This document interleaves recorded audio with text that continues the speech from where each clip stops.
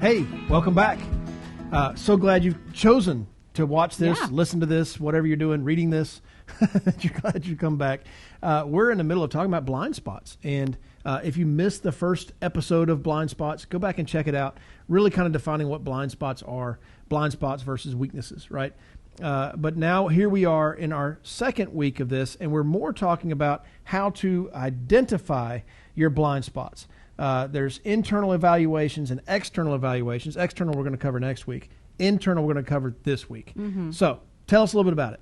Well, I do think, again, when we talk about blind spots, everybody gets the underarm sweats. You know, it makes me think about How to Lose a Guy in 10 Days, you know, when she's like in the fake counseling sessions and she needs, tissues for her underarm, her armpits. Anyway, I don't want you to have the underarm sweats. First of all, you know, everyone is trying to help you. Everyone is on your team to help you reach your goals. And as I said in the last podcast, despite the fact that every single one of us has blind spots, every single one of us is loved and deserves to be loved despite those blind spots.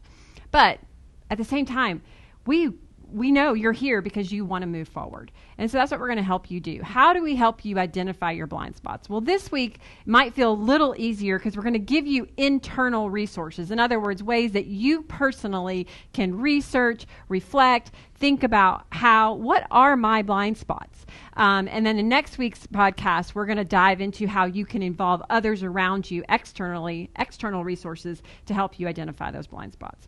So here's the first thing I want to talk about is the power of self-reflection. Self-reflection is important, and because you cannot understand what we talked about last week.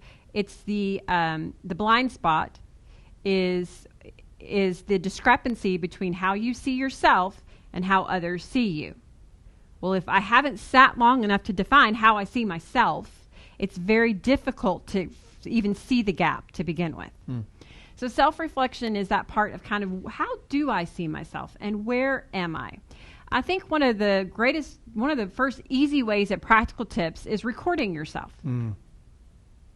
Sometimes it might be really good to record yourself in important conversations. It could be good to record yourself when you're calling. We talk about this often. When you're calling your clients, record yourself. Sometimes it's just a little quirk and you don't even realize you have it, but it's being received as like you're not confident or you're not settled in the things that you're telling them, so they don't really trust you. The client might not trust you instinctively. You know, it's important that you record yourself in order, that might be a form of self-reflection. And I want to jump on that because I love professionals record themselves.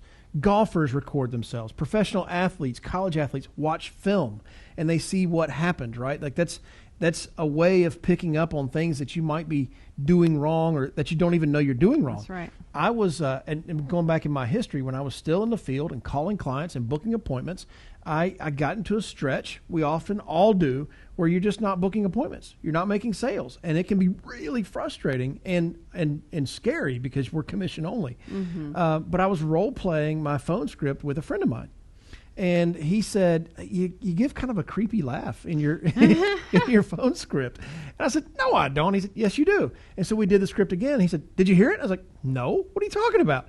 He said, record yourself. So back in those days, I went down to Radio Shack and I bought myself a tape recorder and got the wires that hooked it up to the phone, and I did all the recording. And I recorded my phone script. I recorded my phone calls. And I heard it. It was a nervous laugh. Right. And like I enjoy laughing and I enjoy connecting through laughter with other people. But this was creepy. Like it was like, I mean, it's kind of like, it's me again, Margaret. You know, it was weird. And as soon as I heard it, he pointed out, you need to record yourself. And so that's external feedback. But recording it is when I finally was made aware of that blind spot I had, of that weirdness. And I was able to fix it. And it changed my sales. Right. And it's excellent. It's like that mirror. I mean, a lot of these seeing your blind, that's why we have, like you talked about, the blind spot on our cars. The reason we have mirrors is to see the blind spots. A lot of us uncovering this is putting the mirrors up in front of us and seeing it. That's why you would record yourself. Another thing that you want to do is just again, this is self-reflection, and this isn't all, some people do not like doing this, but you want to think about what are the patterns, what are the relational patterns that you have found yourself in, and are you always hitting the same bump with a different person, and then the next person, and then the next person? If you're always hitting that same bump, write it down. What is that bump? What is that relational pattern? And then ask yourself, why? Why did I feel that way in that moment? Again, for some of you, you're like, oh, dear God, please don't make me. And look, you don't have to. You really don't. We're not making you do anything. But again, we are in the pursuit of forward progress. We are in the pursuit of growth. And sometimes that requires painful things. Right? And sometimes self-reflection can be a little painful. But ask yourself why. Identify what season are you in. Because sometimes we're in a certain season of life where we have faced a lot of particular challenges, and we really aren't giving ourselves the grace to identify that we're in a difficult season and we need to heal and restore. Sometimes we're not in a really difficult season and we're letting ourselves get away with not working or not pursuing, and we need to recognize I've got a wide open space in front of me. I need to chase after my dreams right now. So take some time. Ask yourself, why do I feel this way? When you're feeling triggered, as my kids love to say, ask yourself why. Look at and pay attention to your relational patterns. Look at the seasons. Record yourself. Look for themes. Can I just say that? Look for themes and self-reflection. I mean, I remember saying a mentor saying to me years ago, if you're in a room full of a-holes, there's probably only one. Right. So if everybody you talk to is a jerk, there's your pattern. Yes. Not everybody's a jerk. Yeah. It could be you. That's right. Right. There's a self-reflection in identifying a blind spot. That's right. So that's first point of your internal resources is self-reflection. The second point is something that we've taught on before, and maybe even on this podcast, but we talk about the overextension of your strengths. So the overextension of your strengths is simply, yes, it is. I like the term because it isn't exactly weakness. It is more revealing your blind spots. The overextension of your strengths. So maybe instead of calling them strengths and weaknesses, we should call them strengths and blind spots. But for example, if you're have ever done anything like Myers-Briggs, DISC, Enneagram, any of those, they'll all talk to you about what that overextension of your strength is.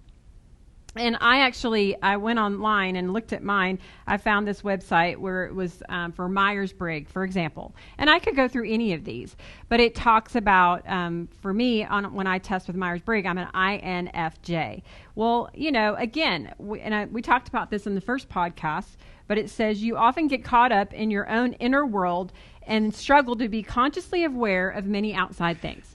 So I just talked about this and the dynamic that we go through in our marriage, that when he's coming in and he's casting new vision, I'm caught up in my inner thoughts so deeply that I'm not thinking about my initial responses to him. So he doesn't know that he's caught my soul and mind on fire. What he thinks is I'm like, that's a terrible idea because you didn't think about this and you didn't think about that. So the intentions of my heart were missed. And what he received was my behavior, which was criticism. Okay? Closing that gap, though, the more aware I become of that, now I can stop and go, wait a minute, you've got my mind thinking so big right now. This is awesome. Give me a second to catch up. Like my brain is going. I can, say things like that. And then also the other thing it does is it makes him aware that I'm really not trying to be critical. He sees now she's thinking and her brain is going. But there's, these are just things that are so, it says INFJs can also be narrowly focused on what lies ahead instead of considering the many different possibilities. Well, stay tuned because I've got a story for you coming up in the next podcast that talks exactly about how I narrowed in and focused on what lies ahead instead of considering all the different possibilities, and how it revealed a blind spot for me that I literally grieved over for days. So join with us in the next podcast, because we're going to talk to you then more about some of these external resources, and I'll tell you that story about how I identified that blind spot personally. So I hope today, though, this was helpful. Check out, do some self-reflection, do some personality testing, and read about those overextensions of your strengths. Now that you know. You know.